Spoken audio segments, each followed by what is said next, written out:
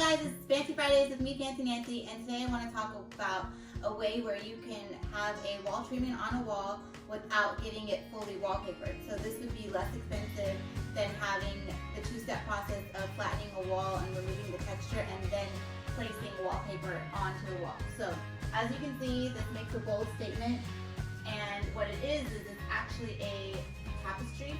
So the back side is just plain and it's very lightweight, and it's hung on the wall at the very top, as you can see, just on a piece of wood and nailed into the very top, and the pattern just hangs straight down. So this is from RH Teen. It's RH and then TEEN. I'll put a little link for it, and you can go on there and order whatever tapestry pattern that you want. And this is a really cool and different way to make a focal point on a wall that will totally change the look without having to put wallpaper. So when you move or anything like that, you don't have to worry about changing the wall back, or if you're in an apartment and you want something dramatic but you don't know how to get that look or achieve it, this will not damage the wall in any way, because as you can see, the wall is normal behind the tapestry.